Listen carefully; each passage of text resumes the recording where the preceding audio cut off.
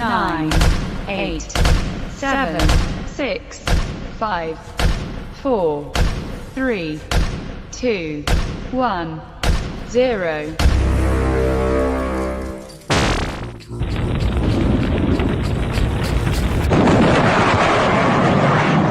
Hello, everybody, and thank you for joining us. That's right, this is the No Soundbites Allowed podcast, and I am on the Exceptional Conservative Network, the TECN TV, and I am happy to be here with everyone. I hope you're having a great day. We're going to have a very good episode. This is on the eve of the Memorial Day weekend. I hope everyone's got great plans for the weekend.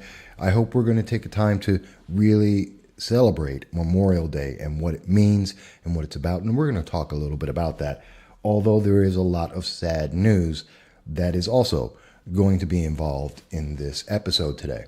But I want to start off, first of all, there was an announcement that just came out, and it's somewhat breaking news here. And no, I don't have my sound effects up, so I'm a little upset. But I did want to address this because many people may have heard about this. I think it's very important that we address this. There was breaking news. Now, for people who are not familiar, in the region of Upstate New York that I live in the Broome County region, the southern tier of New York, yesterday, May 22nd, in one of the local high schools, the Union Endicott High School, there was a incident. There was a lockdown of the school. Obviously, a lot of parents were very concerned about this. This was happening at the same time that in the region, another high school was having a safety drill. So it's odd timing with that. But in the Union Endicott school, the school was locked down because of an incident with a gun that was expected or was considered. And they had to shut down the school and investigate. And the news reported that there was, in fact, a 911 call of a suspect having a gun on the grounds of the school, a gun-free zone. And as it turned out, there has been an arrest of, and I'm reporting this from the announcement on Twitter by Vince Briga, one of the local reporters for Spectrum News, and he mentions that an arrest has been made of an 18-year-old Derek Abney, that's Derek Abney, of Binghamton, New York, who was in possession of a firearm at the school, apparently. And so that is the breaking news. Now, the thing that we should take away from that, and the thing that's really important about that, is that what this has gone on, and you can see my Twitter comment over at MV Consult on Twitter. What essentially that means is that there was a complete failure of gun-free zones. There was a complete failure of the New York SAFE Act. There was a complete failure of the red flag legislation that was enacted this year. In other words, all of these things that have been promised, absolutely promised, you have been guaranteed that if you exchange your freedom for your right to the Second Amendment, your freedom of choice, your rights and freedoms were put on a bargaining table. And you were told that if you passed the gun-free zones, if you passed the New York SAFE Act, if you passed the red flag legislation, that you will be safe, that your safety and the safety of your children, and especially in schools and mass shootings and school shootings, they would decrease and you would have greater safety. That was the promise that was made by Governor Cuomo, by many in the Democratic Party, the New York State legislature under the single party rule of Democrats. You were promised these things. And this is something that has been promised in states across the nation. It's been said in Illinois. It's been said in California. It has been said in Connecticut. We've been told that this will prevent these kinds of mass shootings, these incidents where we can see a gun in and around our children. That's the promise. That was what we were told. And all you have to do is give up some of your rights and you would have that safety. In exchange, and what we have seen, not just in exchange, but in reality, is that individuals with a criminal intent do not follow the law. That is a fact. That is a fact we see here in Union Endicott High School. That is a fact that we see in the southern tier of New York. That is a fact we have seen across the nation and the world. telling people, creating a law that affects only law-abiding citizens, that only impacts law-abiding citizens who are 99.999% of the time not a problem, does not make you safer. It just makes you less free. That is a fact. And that fact has been proven yet again with this 18-year-old going to the Union Endicott High School with a firearm. But for whatever reason, and we don't have the reason yet, Vince Briga will be probably reporting that shortly. But what is the motive? I don't know. And it doesn't really matter. A criminal intent to violate a gun-free zone, a criminal intent with violating the New York SAFE Act, violating red flag legislation, violating dozens of gun control and gun laws has been committed. Period. You are not safer. You are less free. You are not safer. That's what we need to take away from that. And when we hear people say, well, all you need is, what do they call it, common sense gun legislation, realize that there is no common sense in this. Common sense says that you punish and try to prevent criminals from doing criminal acts, from the deranged being able to commit acts of vile evil. That is what common sense would say that you need to do. Common sense doesn't say punish the people who aren't a problem to start with. That's what it is. And if we were smarter in New York State, we would probably have adopted some of the regulations that Florida has adopted after the Parkland shooting, where they enabled armed resource officers into the schools and allow teachers to be armed so that they can better protect the students rather than have them duck and cover and pray that they are able to reach to attack that shooter and be able to stop that shooter before they are able to kill more people. So that in that first minute, in the most dangerous time of any school shooting or any event with school shootings, is the first minute to 3 minutes. That is when the highest number of people are injured and harmed and killed because of the lack of response and the amount of confusion and chaos. And what helps in that situation, and helps actually in every incident of mass shootings, is the presence of another individual, a good person, who has a firearm that is able to return fire and to stop that individual from targeting innocents who are defenseless and unable to protect themselves. There is no law that protects you from a bullet, period. There is no law that protects you when someone of criminal and evil intent, deranged individuals, decide that the only answer that is available to them is to go forward and to harm innocent people. There is the root of the problem. We have not addressed that. We continue to not address that as a nation, and that is why we continue to see these incidents. That is why we have a problem, because we are not addressing what makes an 18-year-old say, I need to take a firearm to school to potentially or actually harm other innocent students, children, individuals. What makes them say that that is the only answer left in their lives? If we cannot answer that, we cannot resolve this, and there is no law that you can pass that will be able to protect people if you cannot answer that question, and we are not. And that's why I am upset about that. But that is the breaking news. Vince Briga has made that announcement. I did want to share that. You can go on to Vince Briga, Briga TV, and see his tweet. You can see my response at the MV Consult on Twitter as well. And please make your comment on that. But that was not the focus of the show today. I did want to bring it up, but that was not the focus of the show today. Let me go on to mention, first of all, if you are in the Binghamton Southern Tier area, which is actually rather safe and actually very good area, please drop by my friends at the Belmar Pub and the Park Diner. They have great food. They have great drinks. Those are wonderful locations.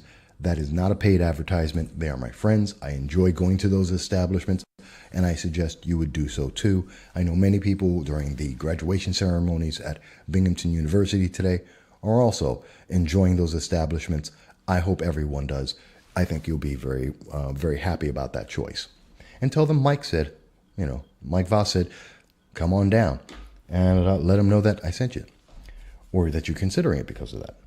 So with that said, so yes, I'm very upset about what happened at the Union Endicott High School. And there's a lot of stuff that I'm upset about because yesterday was a very disturbing day in the city of Binghamton, the city council meeting that took place. And I'm going to get to that. It's a lot of information. I want to try and get through it all today. But I do want to take a moment to instead tell you about the 200th episode of No Soundbites Allowed. Actually, it's our 240th episode that we've published. But that includes some of the work that we did with the Sunni Broom Republicans. So I'm not going to count that in some of the early episodes we had. But our first official guest on the No Soundbites Allowed podcast was Dr. Giovanni Scaringi. And Dr. Giovanni Scaringi, who is a member of the Binghamton City Council, who is up for re-election in 2019, he's going to be returning with us. He was our first, this was back in, I think, April or May of 2016. He was our first guest, and he is coming on Saturday at 1 p.m. He will be joining us again to be speaking about, well, everything that's happened since he got elected, the many times that we've spoken with him and covered him, and some of the things that are going on in Binghamton itself. And so we're looking forward to having that conversation. We invite you to join us because we will be here over the Memorial Day weekend. It's still a working weekend for us, and we will be here on Saturday, starting at noon, going until 2 p.m., and at 1 p.m. will be our guest, returning back to us, Dr. Giovanni Scaringi, our very first guest. I think it's very appropriate for the 200th episode. That being said, let's get to the meat and potatoes of today. Memorial Day is an important day, and I hope we're all going to enjoy it and remember it. A lot of people confuse it with Veterans Day. It's very similar, but it isn't the same. Now, Memorial Day started roughly, and it's in dispute, but somewhere around 1868. It's not that we haven't ever done this before. Memorial Day is about celebrating and decorating and remembering those that fought in various wars, gave their lives for America in particular, and across the world. And this is a tradition that's been going on for a long time. In 1868, it's estimated, about 1865, we saw that, and this is in dispute, but in Charleston, many of the former black soldiers who fought in the Civil War were burying and remembering, or reburying, many of the soldiers that died in the Civil War conflict in Charleston. And they would go back and remember the sacrifice that was given. And that kind of led to 1868, where it was more formalized. Waterloo, New York is also credited with starting the concept of the Memorial Day, remembering and decorating the graves of our soldiers and those who have made the greatest sacrifice for us to have the freedoms that we have today, to be able to, as I am right now, speak with you openly and freely without fear of retribution from the government, although I still have to deal with the censorship of the internet. But again, a freedom that, unlike pretty much anywhere else in the world, is not available. And it's only because of the blood, sweat, and tears of those who have died before us, who have given the ultimate sacrifice. And that sacrifice is not just their blood, but also let's remember those in the military who have suffered from PTSD. My father did. For many years after the Vietnam War, he suffered from PTSD. It led to him losing his arm, half his leg, from having serious issues with alcohol, and many emotional issues. And I know many people have that now. I have many friends who served over in Afghanistan and were fighting and have given their minds and their bodies for America and suffer to this day. And the number of veterans who have died because of suicide, because they can't deal with it. So we need to remember all of that. And we need to give thanks for that. And we need to reach out to our veterans to help them and to give them the support they need, to help them. Some of them are homeless. Let's try and get them to be warmer, to have a shelter, to be able to get help. Let's help our VAs to better be able to take care of the medical issues that our veterans are suffering from because they gave everything for us. Let's try to do more. And this is a great weekend to remember that and to reach out and try to help. I suggest it. I recommend it. I hope you are able to do so. Whether it's a little thing or a big thing, it doesn't matter. It's something. So I did want to mention that. And that's a good thing. But it's not all good news this weekend. And it's not all about the memories that we have aren't all going to be positive memories. Because there's some bad news. There's some negative news that's coming out right now. Because we just learned today, just a few hours ago, before the show, and we had to readjust the show a little bit, because we find out that John Walker Lindh is being freed.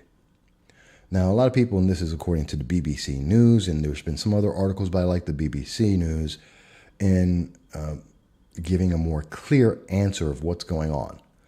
Because, as they mentioned, Mr. Lindh, who was an American Taliban, literally a traitor to the United States during an active time of warfare, which is an offense that can result in death.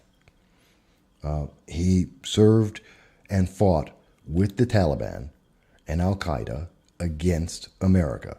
He actively helped to kill Americans. That is a fact. He was tried. It was true. He admitted it. And he was sentenced to 20 years. This was after 9/11. And he was captured in 9/11, in 2001. And I have a lot of anger with this, I have to tell you, quite honestly. I have a lot of anger about someone who actively has gone out to kill Americans because of a fanatical ideology. And his benefit, he had all the benefits of America, the freedom, the ability to have his religion, to believe what he wanted to believe. And he decided that no one should have those rights, because that's what the beliefs are of the Taliban and Al-Qaeda, the fanatics of their religion, that they believe women should not be able to be taught and have educations, that they can't have the freedom to speak their mind or hold jobs, that men are restricted in what they can do in terms of their freedom and how they speak, how they dress, what they think. This is what he believed. And this is what he was willing to kill for, to kill Americans for. Something that Iran is very much in favor of, that many of these nations are. And so he went and he joined it. And we see in the BBC article that he is being released early. He's being released 3 years early. He spent 17 years of a 20-year sentence for treason and aiding and abetting and killing Americans. Our Mr. Pompeo, who is our Secretary of Defense, he's out there, and he said he was deeply troubling, that this was deeply troubling and wrong. He goes on to say that he believes Mr. Lindh is still threatening the United States of America and is still committed to the very jihad that he engaged in. And this is something that has been confirmed and stated in many, many cases. Okay, so Mr. Lindh, at 16, decided to go to Yemen. He trained and fought for 5 years against America. During his time in prison, he has continued to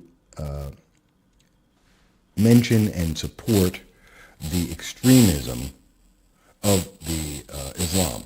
We see that in the BBC article, which you may not see in many of the U.S. articles, that Foreign Policy magazine has documented in 2007 that Mr. Lindh continued to advocate for global jihad and to write and translate violent extremist texts.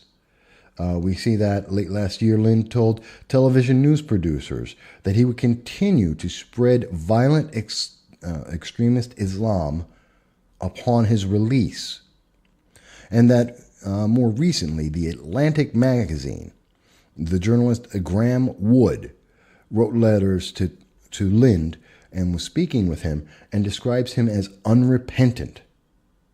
More than 17 years, and I'm quoting his more than 17 years in captivity, seem, on the basis of his correspondence to Graham Wood, to have converted Lindh from an Al-Qaeda supporter to an Islamic State supporter, which means ISIS. So this guy is just as violent and as dangerous today as the day that he was captured in Afghanistan fighting for the Taliban.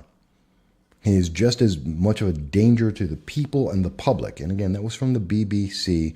I want you to be able to see this, and you can look this article up for yourself. The article is John Walker Lindh, Anger as American Taliban Freed.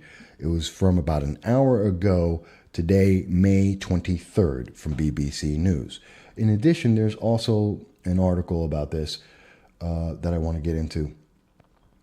Well, let me address this in a different way. There's a lot of issues with this, and I have a problem because this guy's going to Virginia, and if you happen to be in Virginia, please be aware that you have an individual who's going to be joining your state who is a danger, a outright danger to your state. That this individual is looking forward to the ability to go out and try to contact members of Al-Qaeda and to endanger your life. That he is, even though, and I want to be fair here, because in articles, and I believe it was in the Military Times, and here it is, in the article from the Military Times by Matthew Barakat, through the Associated Press, announced 20 hours ago, and the article is American Taliban, John Walker Lindh to be released from prison after nearly 2 decades. That came out yesterday, May 22nd.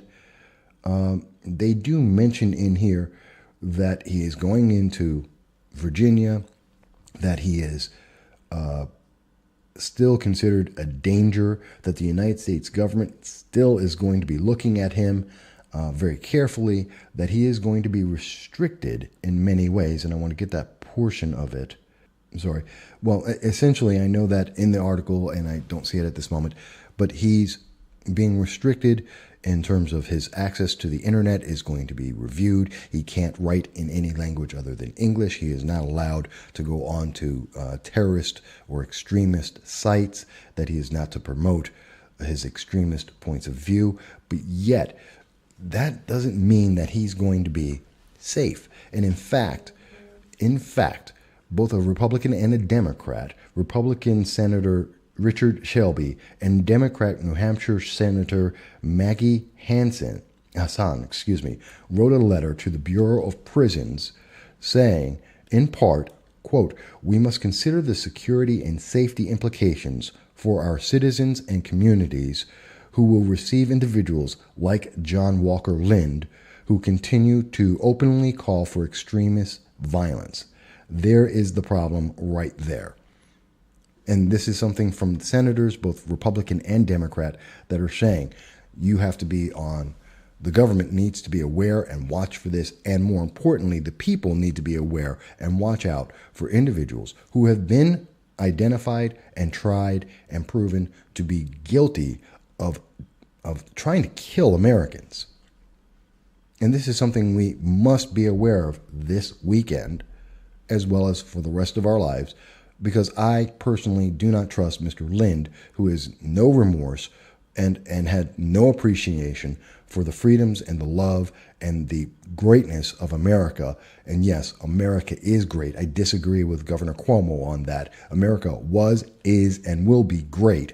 I believe that as long as we adhere to the principles of the Constitution, and those, very importantly, being the First Amendment, the freedom of speech, and the Second Amendment, being able to bear arms to protect ourselves from individuals like John Walker Lindh and others like the Taliban, like Al-Qaeda, like Iran, and other groups that are interested in destroying our nation, democratic socialists, that would destroy our freedoms and destroy our ability to defend ourselves and turn us into Venezuela, where we have the government attacking the people with tanks and running them over and shooting them because they've removed the ability of those citizens to defend themselves. These are very real concerns. And I have them, and I'm sharing them with you. And I hate that we have to have a conversation on Memorial Day weekend, at a time when we're supposed to be celebrating our nation and those who have sacrificed so much for us. We are spending it talking about an individual who has gone out and disrespected those who have died for everything he had, for everything that he has been able to do, for everyone in this nation, that we have to talk about this on this weekend. You know what? That's why this week, and we like to point out the shame of the week, and you know what? That's the Federal Bureau of Prisons. Shame on you. Game of Thrones kind of shame on you. Shame. If you had to release this individual, which I do not believe should have been done, he should have served all 20 years of his 20-year sentence. He's lucky he wasn't shot for treason. But if he had to be released, then why in the world did you have to do it on Memorial Day weekend? If for nothing else, just avoiding that visual, that mental image. You could have picked any other time. You could have gone last week. You can go the week after. You could have picked a different time. The man's been in for 17 years and 5 months. An extra week or two would make no difference. And they're saying that he's being let out on good because he's been a good prisoner. And I have to question, what defines a good prisoner? When someone is continuing to advocate, as the media have reported several times from 2017 until most recently, they are continuing to say that he is a violent and unrepentant terrorist looking to destroy the United States and the people of the United States, then I have to say that is not a model prisoner. It is not someone who deserves to be released early. And quite honestly, I wouldn't release him at all. But that's my personal part of that. But why are we releasing him and then releasing him on Memorial Day weekend? Where is the sense of sensitivity about this whatsoever? Where is the concern from senators that is being respected and addressed and thought about? This is just wrong on every single level, and I am really upset with the Federal Bureau of Prisons, not because they're doing their job fantastic. You couldn't be sensitive enough to realize not to do this during Memorial Day weekend. And I hope the people of Virginia are prepared to have a potential continued terrorist in their communities. And I hope people will be aware and try to protect themselves and to be vigilant about what this individual is going to do, because he's only going to be watched on probation for 3 years. And after the end of that 3 years, which goes by very quickly, this individual is going to then turn around and be able to get onto the internet, both in English and in other languages, and promote the demise of the American people. And that scares me. And that concerns me. Not because I believe in freedom. I believe in freedom of speech. But that is limited by the incitement of violence. You are free to speak. You are not free to incite violence. And when we have an individual who has demonstrated the willingness to not only incite violence, but commit violence against our nation, which is treason, then we have to stand up and say, wait a minute, something is wrong here. We need to do something about this. We need to be aware of this. It's just very aggravating. And I'm going to take a quick break here because there's other things I want to talk about, and I want to get to them. But this could take up the entire episode, and I don't want it to because he doesn't deserve that. And I think that it's aggravating. And I don't want to be aggravated as I speak because I enjoy you. I love speaking with you all. So we're going to talk, but I'm going to take a quick break, and then we'll come back and we'll have a little bit more of a conversation about a couple of other things which are kind of related, but not exactly. But we'll talk about it in just a moment.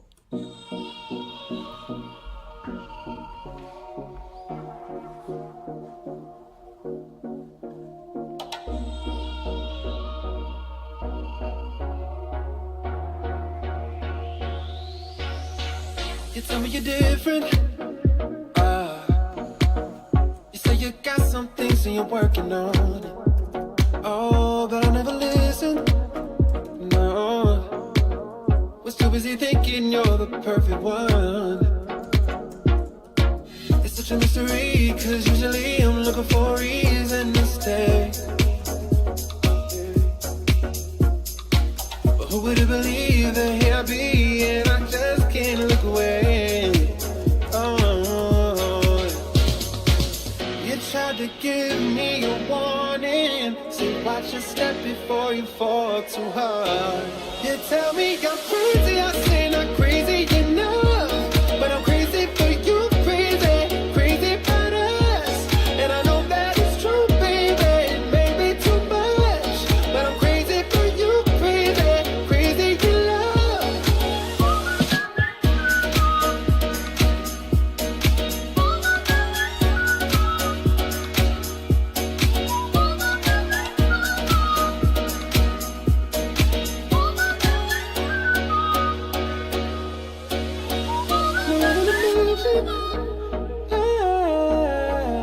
Can't even thinking you're alone and how you feel. I wanna show you the difference. If you let me, I could show you something real.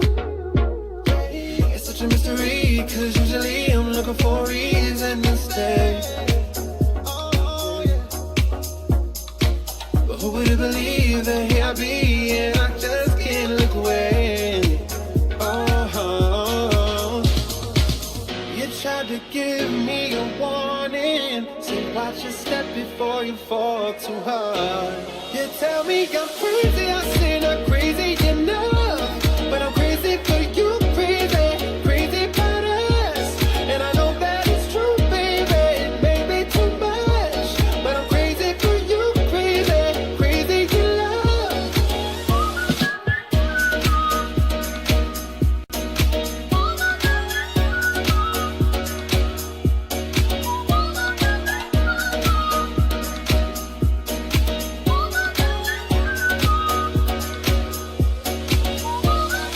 Never giving up, never giving up, never giving up up on you. Never giving up, never giving up, never giving up, never giving up on you. Never giving up, never giving up, never giving up, never giving up on you. Never giving up, I'm crazy for you. Never giving up on you. You tried to give me a warning. Say watch your step before you fall too hard. You tell me I'm crazy, I say not crazy enough. But I'm crazy for you, crazy, crazy about us. And I know that it's true, baby, it may be too much. But I'm crazy for you, crazy, crazy in love.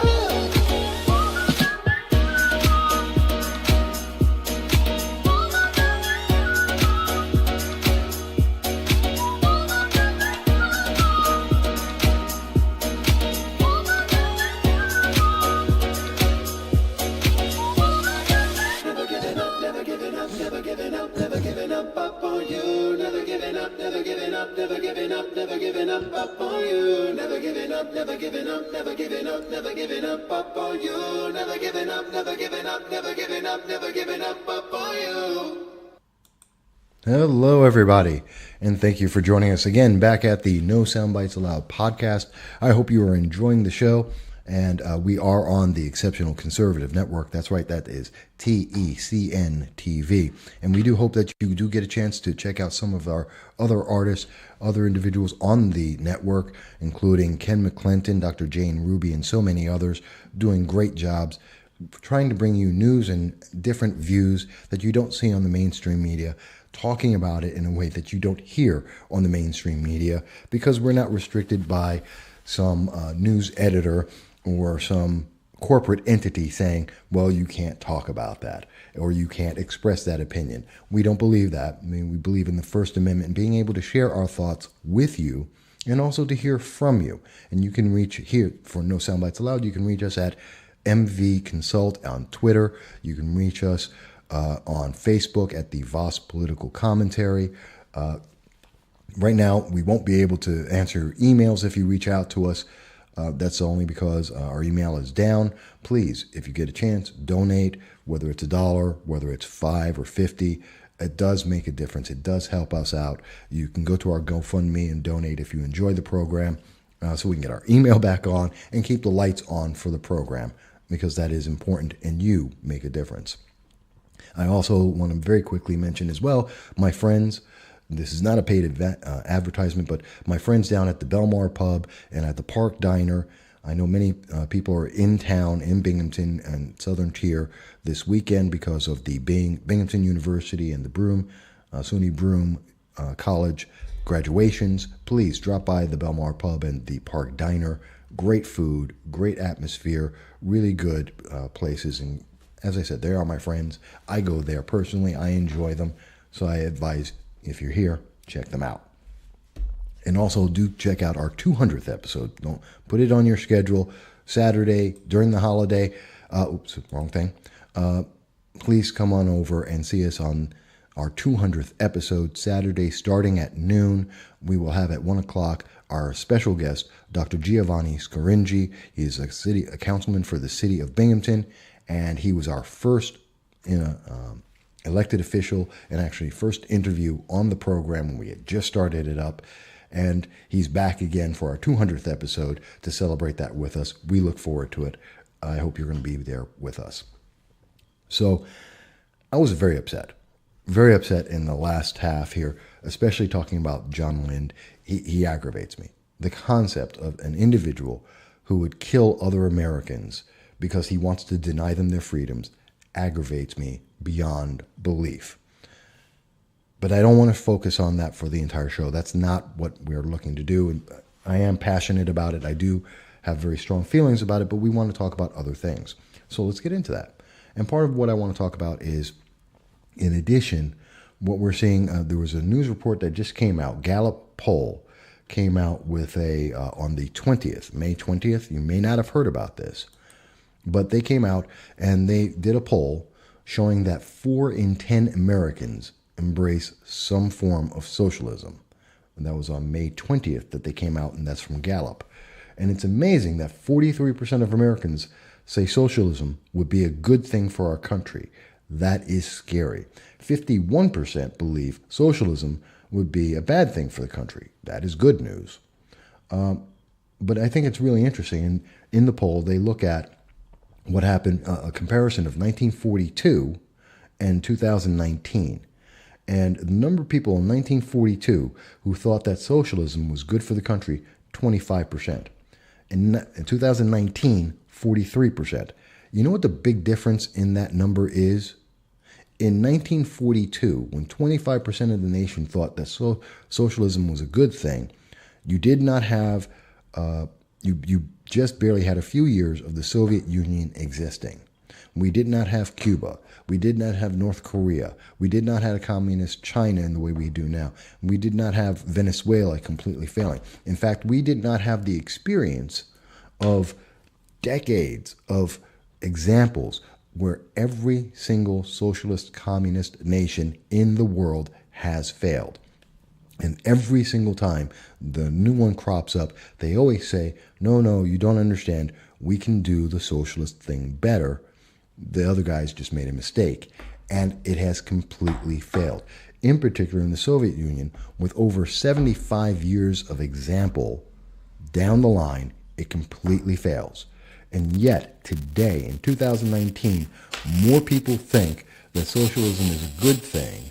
Almost double the number of people think socialism is a good thing, even though we have history and example after example currently going on in the world. Starvation in Venezuela, the government destroying, killing people.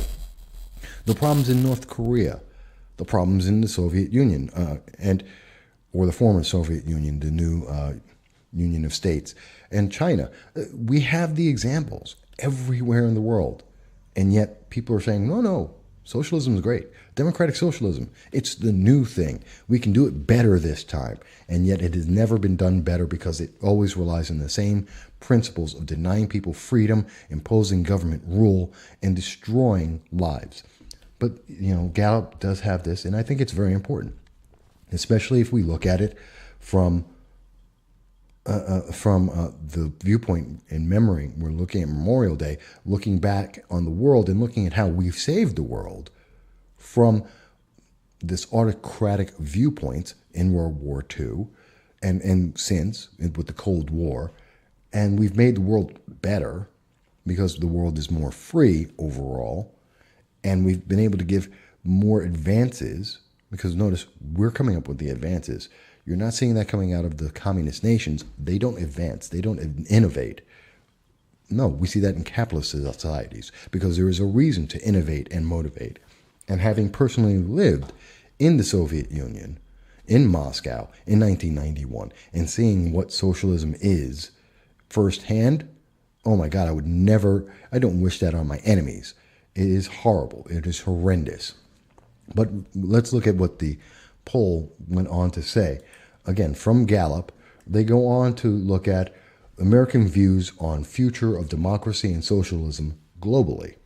In 1949, there was an outlook for democracy, 72%, the growth of democratic governments versus communist or socialist governments in the world. And the democratic view, 72% of Americans were seeing the world having the potential to be more democratic. Today, it's 57%. Socialism, the socialist viewpoint, like the democratic socialists that we hear from Alexandria Ocasio-Cortez and Bernie Sanders, 14% in 1949 believed that was the movement where most nations in the world will be going. Today, 29% believe that. It doubled. And what about communist? Well, that still has a stigma to it, but quite honestly, there is no difference between socialism and communism. If you have actually studied it, if you've actually looked at it, if you looked at the nations, the fact is that socialism is the stepping stone to get you to communism. And it is part of the doctrine that they need nations to become socialist so that they can have a communist world. They go hand in hand. They are the same thing. The only difference is socialism is more isolated to this nation as communism hopes to infect the world. But you can have a communist state as well. But there really is no difference other than the wording. And we've seen that communism has a very negative connotation, whereas socialism doesn't. And if you notice, no nation calls itself a communist. They call themselves socialist.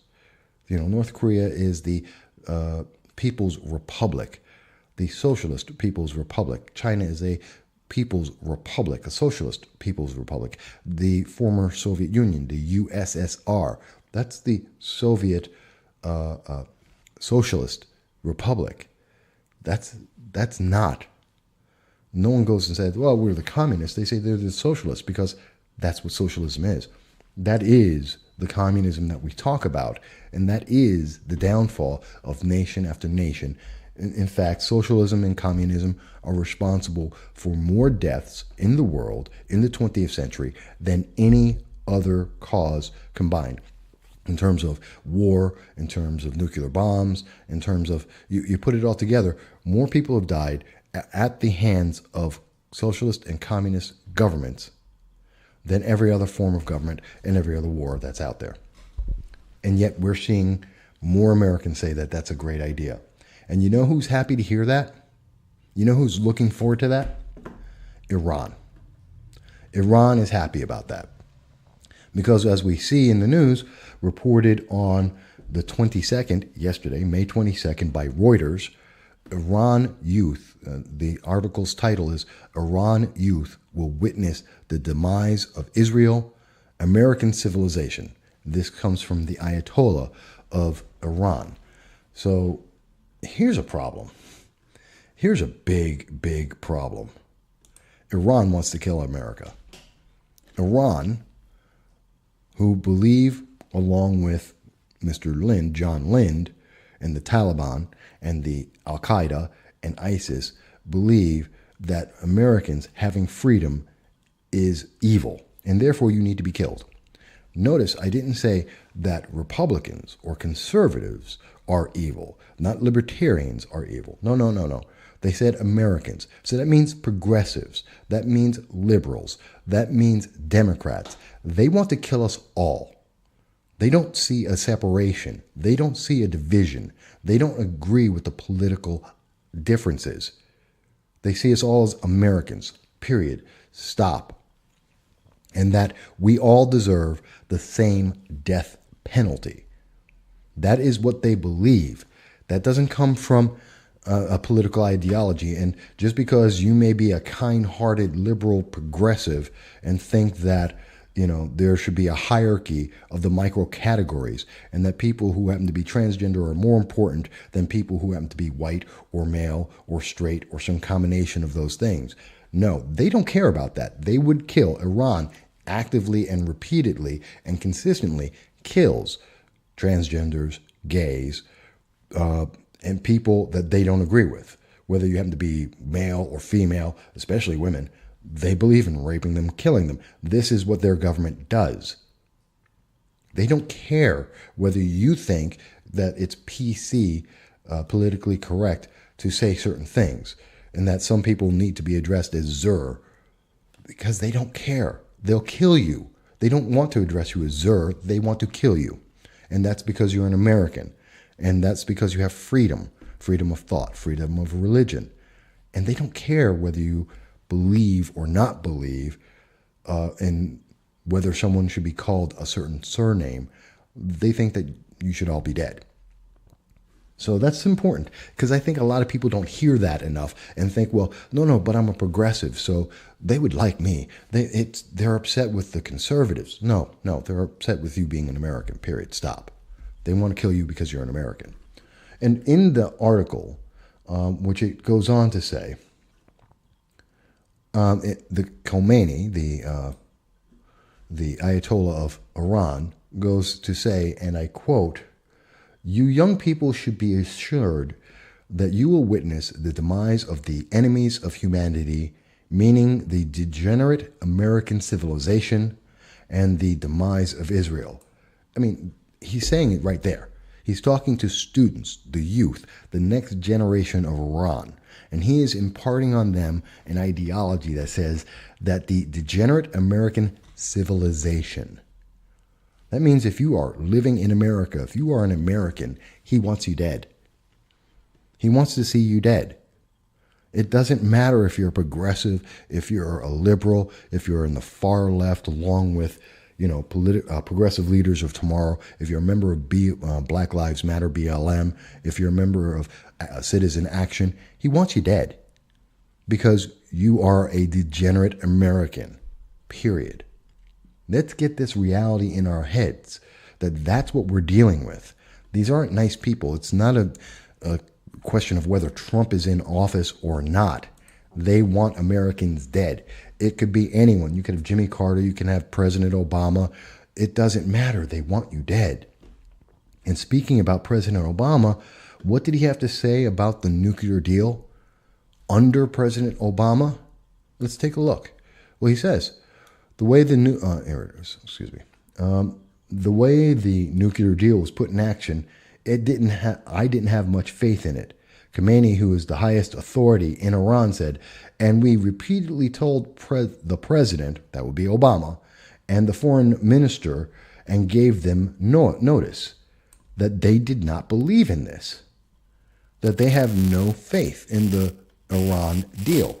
Because back in the day, if you were paying attention, and I was, during the entire Iran nuclear deal, they were saying consistently, the highest authority in Iran, the Ayatollah, was saying, let's kill Americans. At the same time that the nuclear deal was promising, or coming from American side, President Obama and John Kerry were promising that, the world would be less in danger, that Iran would be more safe. As they said, at the same time, Iran said, no, we're going to continue to move forward. We want to kill Americans. You can't say that you're making things better when they're saying, we will kill you.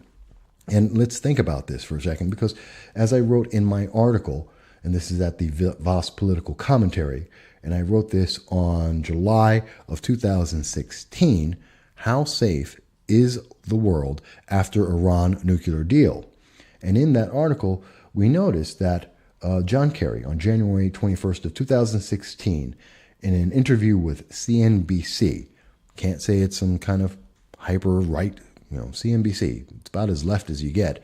And they said, he said to them, John Kerry, I think that some of it will end up in the hands of the IRGC or other entities, some of which are labeled terrorists.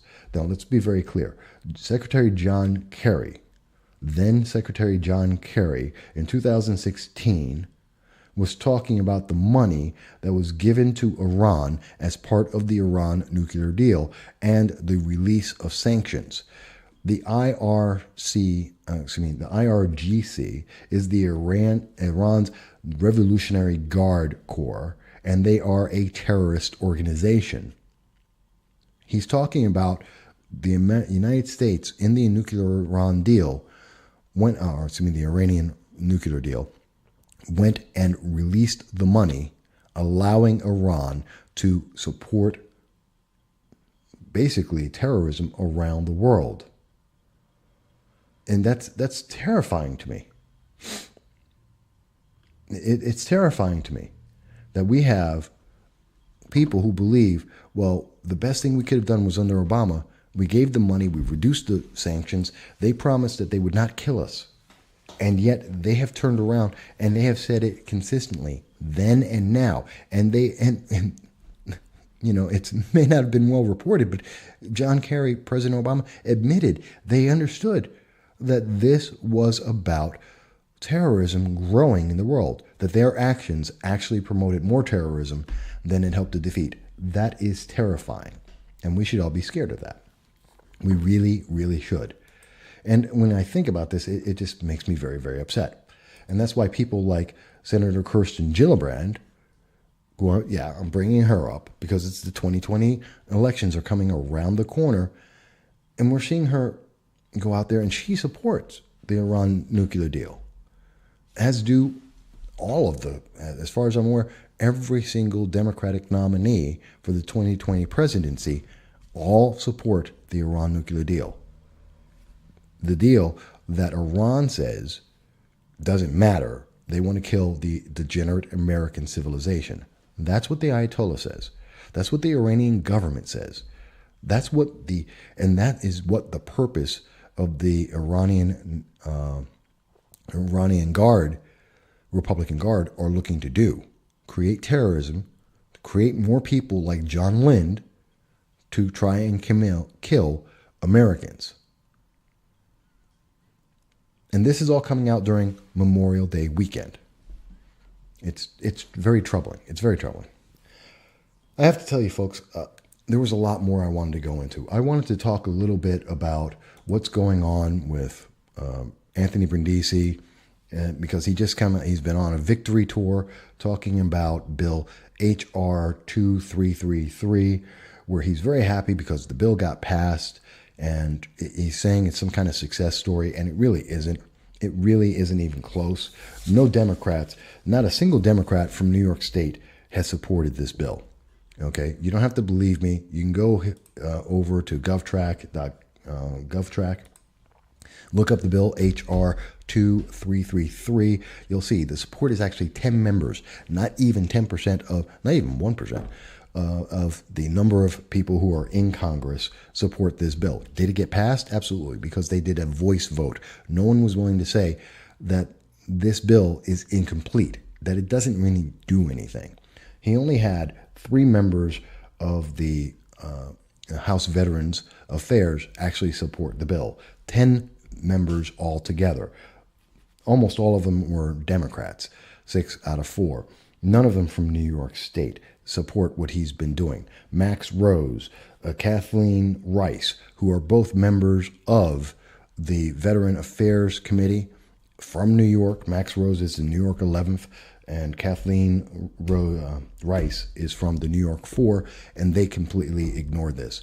They don't care about this bill because all it does, if you're wondering, H.R. 2333, Support for Suicide Prevention Coordinators Act, All it does is get a report and says, here is the problem with the effort to reduce veteran suicides. That's all it does. You don't have to believe me. You can go, you can check the bill out. You'll be able to look at the text yourself. Please, I'll include the link down here. It doesn't actually fix anything. It's very short. It's not even a page. And all it does is get a report in a year that says this is what the problem is. And what it doesn't do is, how do you fix it? What do you do next? What are we doing to help reduce veteran suicides?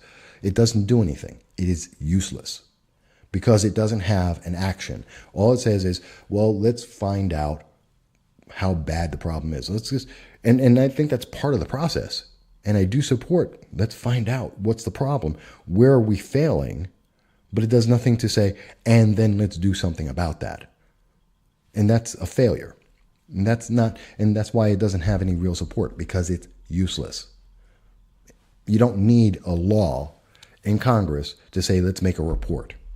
Or you shouldn't. Let's make a report. Okay, make the report. But what we need is a law that says, and this is how we fix the problem.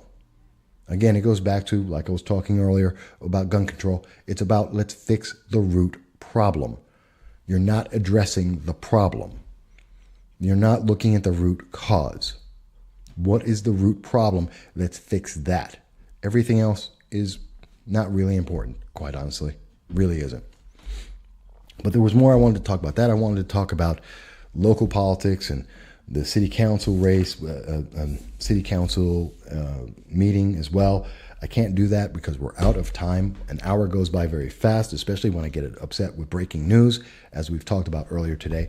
But I hope you did enjoy the show. I hope you did enjoy the time here with me on No Soundbites Allowed, here on the Exceptional Conservative Network, TECN TV. I hope you will join us on Saturday. That's right, Saturday at 12 noon we start. And we will have Dr. Giovanni Scaringi as our special guest for our 200th episode at 1 p.m. I look forward to seeing you there with us. And I hope until then, you're going to have a great Memorial Day. I hope all of our veterans will be well and that you're going to be supported and loved because you deserve it. And I hope everyone is able to see us on Saturday. So I got to go. I'll talk to you guys very soon. Thank you.